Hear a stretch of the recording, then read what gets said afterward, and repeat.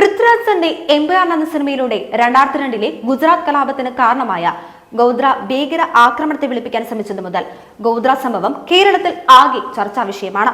ഗുജറാത്തിൽ കലാപം തുടങ്ങുന്നത് ഗോദ്രയിൽ 2002 സബർമതി എക്സ്പ്രസ് ട്രെയിനിന് തീവച്ചതിനെ തുടർന്ന് ആ ട്രെയിനിൽ യാത്ര ചെയ്യുകയായിരുന്ന 27 സ്ത്രീകളും 10 കുട്ടികളുമടക്കം 59 സാധാരണക്കാർ പൊള്ളലേറ്റ് കൊല്ലപ്പെടുകയും 48 പേർക്ക് പരിക്കേൽക്കുകയും ചെയ്ത സംഭവം മുതലാണ്. അതായത് നിരപരാധികൾക്ക് നേരെ ഒരു പ്രകോപനവുമില്ലാതെ ആക്രമണം അഴിച്ചുവിട്ടു. 2023 ഒക്ടോബർ 7 ഹമാസ് തീവ്രവാദികൾ ഇസ്രായേലിൽ കയറി നിരപരാധികളായ 1200-ലധികം മനുഷ്യരെ കൂട്ടക്കൊല ചെയ്തതുപോലെ തന്നെയാണ് ഗോദ്രയിലെ ഭീകര ആക്രമണവും. ഗോദ്രയിൽ കൊല്ലപ്പെട്ടവർക്കും മനുഷ്യാവകാശം ഉണ്ടായിരുന്നു. കൊല്ലപ്പെട്ടവരിൽ സ്ത്രീകളും കുട്ടികളും ഉണ്ടായിരുന്നു. അവർക്ക് മാതാപിതാക്കളും ബന്ധുക്കളും ഉണ്ടായിരുന്നു. അതോ ഹിന്ദുക്കളായതുകൊണ്ടാണോ അവർ കൊല്ലപ്പെടേണ്ടവരാണോ എന്നതാണോ? അതോ ഹിന്ദുക്കൾ കൊല്ലപ്പെട്ടാൽ മതേതരത്വം തകരാതെ ഇരിക്കേണ്ടതിന് അവർ കൈയും കെട്ടി നോക്കിയിരിക്കണമെന്നാണോ? തുടർന്നുള്ള കലാപത്തിൽ 790 മുസ്ലിങ്ങളും 254 ഹിന്ദുക്കളും കൊല്ലപ്പെട്ടു എന്നാണ് കണക്ക്. വംശഹത്യയായിരുന്നുവെങ്കിൽ ഗുജറാത്തിൽ ഒരൊറ്റ ഹിന്ദു പോലും കൊല്ലപ്പെടില്ലായിരുന്നുവല്ലോ. ഒരു പ്രകോപനവും കൂടാതെ സ്ത്രീകളും കുഞ്ഞുങ്ങളും ഉൾപ്പെടെയുള്ള ഹിന്ദുക്കൾ ആക്രമിക്കപ്പെട്ടു. അവർ തിരിച്ചടിച്ചു. ഇതാണ് യഥാർത്ഥത്തിൽ സംഭവിച്ചത്. അത് കലാപമായി മാറിയപ്പോൾ രണ്ടു കൂട്ടരും അങ്ങോട്ടും ഇങ്ങോട്ടും ആക്രമിച്ചു. അതിനെയാണ് മുസ്ലിം വംശഹത്യ എന്ന് പറഞ്ഞ കേരളത്തിൽ ഇരവാദം പറഞ്ഞ് പ്രചരിപ്പിച്ചത്. നിരപരാധികളെ അങ്ങോട്ട് കയറി ആക്രമിച്ചിട്ട് തിരിച്ചു കിട്ടുമ്പോൾ വംശഹത്യ എന്ന് പറഞ്ഞാൽ ഇരവാദം ഇറക്കിയാൽ മാറ്റിയല്ലോ. ലോകത്ത് എല്ലായിടത്തും ഇവരുടെ പരിപാടി ഇത് തന്നെയാണ്. ഇസ്രായേലിൽ കയറി 1200-ലധികം സാധാരണ മനുഷ്യരെ കൂട്ടക്കൊല ചെയ്തു. സ്ത്രീകളെ ബലാത്സംഗം ചെയ്തു കൊന്നു. കുഞ്ഞുങ്ങളെ കഴുത്തറുത്തു കൊന്നു. എന്നിട്ട് മൃതദേഹങ്ങളിൽ തുപ്പുകയും ചെയ്ത് ആഘോഷിച്ചു. മതേതര കേരളത്തിലും അന്ന് വലിയ ആഘോഷമായിരുന്നു എന്നോർക്കണം. ഇസ്രായേൽ തിരിച്ചടിച്ചപ്പോൾ ഞങ്ങളെ വംശഹത്യ നടത്തുന്നേ എന്ന് പറഞ്ഞ് ഇരവാദം പറഞ്ഞ് മൂങ്ങുന്നു. ഇത് തന്നെയാണ് ഗുജറാത്തിലും സംഭവിച്ചത്. കഴിഞ്ഞയാഴ്ച നാഗ്പൂരിലും ഇത് തന്നെയാണ് നടന്നത്. ഒരു പ്രകോപനവുമില്ലാതെ ഹിന്ദുക്കളുടെ വീടുകളും കടകളും ആക്രമിച്ചു.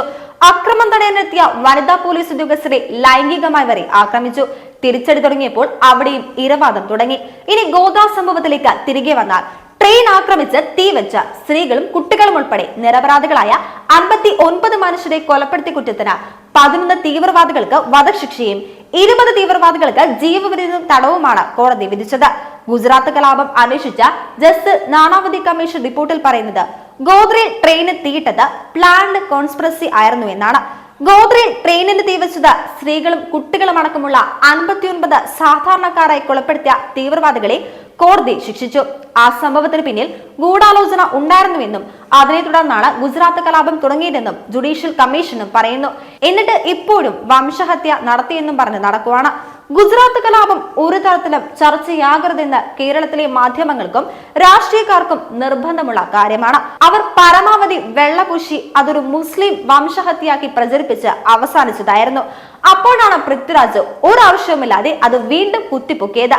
ഹമാസ് തീവ്രവാദികൾ ഇസ്രായേലിൽ കയറ്റി സ്ത്രീകളെ ബലാത്സംഗം ചെയ്ത് കൊന്നതും സ്വാതന്ത്ര്യ സമരമാണെന്ന് പറയുന്ന കേരളത്തിലെ മാധ്യമങ്ങളും രാഷ്ട്രീയക്കാരും ഗോദ്രയിൽ നിരപരാധികളെ ട്രെയിനിൽ ചുട്ടുകൊന്ന സംഭവത്തെ ന്യായീകരിക്കാൻ മടി കാണിക്കില്ല. അങ്ങനെ ഒരു സംഭവം തന്നെ ഉണ്ടായിട്ടില്ല എന്ന് വേണമെങ്കിൽ പറഞ്ഞു കളയും. ആ സംഭവത്തിൽ 31 തീവ്രവാദികളെ കോടതി ശിക്ഷിച്ചതിനെ കുറിച്ച് പറഞ്ഞാൽ ചിലപ്പോൾ പറയും സംഘി കോടതി എന്ന്, അല്ലെങ്കിൽ പറയും ഞങ്ങൾക്ക് ഇന്ത്യയിലെ കോടതികളിൽ വിശ്വാസമില്ല എന്ന്. പക്ഷെ കേരളത്തിലും ജനങ്ങളുടെ ചിന്താരീതികളിൽ മാറ്റങ്ങൾ വരുന്നുണ്ട്.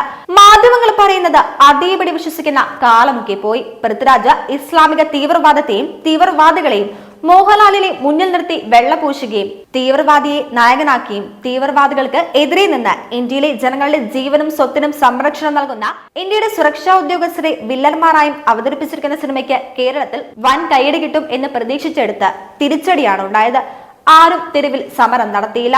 സിനിമ തിയേറ്ററിൽ പ്രതിഷേധം നടത്തിയില്ല. പക്ഷേ ജനരോക്ഷം കൃത്യമായി നിർമ്മാതാക്കൾ തിരിച്ചറിഞ്ഞു.